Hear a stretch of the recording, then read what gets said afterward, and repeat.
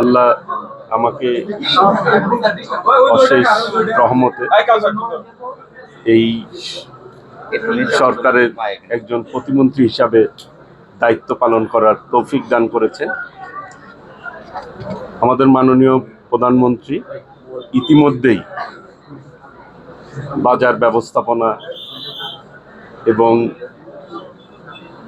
সামনে ইরিগেশন চলছে বাংলাদেশে, সমগ্র বাংলাদেশে, এবং আমাদের নির্বাচনী যে ম্যানিফেস্টোতে ছিল 31 দফা অনুযায়ী আমরা রাষ্ট্রটি পরিচালনা করব, সেই অনুযায়ী ফ্যামিলি কার্ড, খাল পুনর্খনন কর্মসূচির মধ্যে আমরা হাতে নিয়েছি, আমাদের সরকার হাতে নিয়েছে। সেই অনুযায়ী আমরা সর্বোচ্চ পদক্ষেপ নিব এবং বাজার যাতে নিয়ন্ত্রণে থাকে সেই ব্যাপারে মনিটরিং করা হচ্ছে। আশা করি এটি আমরা নিয়ন্ত্রণের মধ্যে রাখতে সক্ষম হব। ইতিমধ্যেই গতকাল আমার মন্ত্রণালয় থেকে, প্রাণী সম্পদ মন্ত্রণালয় থেকে, আমরা নিম্ন আয়ের মানুষদেরকে প্রোটিন জাতীয় খাদ্য সরবরাহের জন্য আমরা ঢাকায় 25টি ভ্যানের মাধ্যমে বিভিন্ন স্পটে, গুরুত্বপূর্ণ স্পটে আমরা ব্যবস্থা করেছি ন্যায্য মূল্যে। পর্যায়ক্রমে আমরা জেলা লেভেলেও এই ব্যবস্থাটি আমরা করব, টাঙ্গাইলেও শুরু করব, আগামীকাল রয়েছে, হয়তো ইতিমধ্যে আপনারা অবগত হয়েছেন।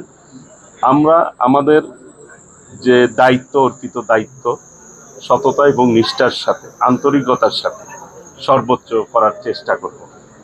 এখানে আমি সকলের সার্বিক সহযোগিতা কামনা করছি, দোয়া কামনা করছি। যে দায়িত্ব আমাকে দেওয়া হয়েছে, আমি মনে করি আমার দায়িত্ব আরো বাড়িয়ে দেওয়া হয়েছে, কাজেই সেই দায়িত্ব যাতে আমি সঠিকভাবে পালন করতে পারি, সেজন্য টাঙ্গাইল সদরের বাসী তথা টাঙ্গাইলবাসীর কাছে আমি দোয়া কামনা করছি।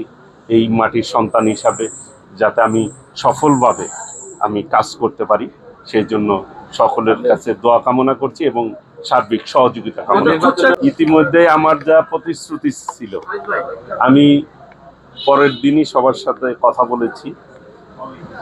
মূলত আমার সেই প্রতিশ্রুতি কিন্তু আমি মাননীয় প্রধানমন্ত্রীর সামনেই আমি উপস্থাপন করেছি জনগণের সম্মুখে। উনিও আশ্বাস দিয়েছেন। মাত্র আমরা যাত্রা শুরু করলাম, দায়িত্ব নিয়েছি আমরা।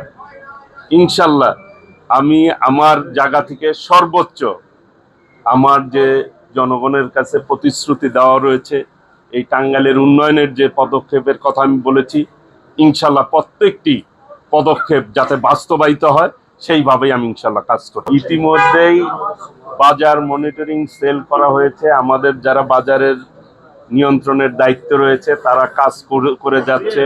আজকে মিটিংয়েও তারা বিস্তারিত উপস্থাপন করেছেন। আশা করি আমাদের মনিটরিং এর মধ্যে তদারকির মাধ্যমে এই সমস্যাগুলি সমাধান করতে আমরা সক্ষম হব ইনশাল্লাহ। এখন পর্যন্ত আমরা যেভাবে দেখছি, আল্লাহর রহমতে সবকিছুই ঠিকভাবেই আছে, কোনো ঘাটতি নেই। ইনশাল্লাহ আমরা তদারকির মাধ্যমে সেইগুলি যাতে সুন্দর ম্যানেজমেন্ট হয় সেই ব্যাপারে ব্যবস্থা নেব।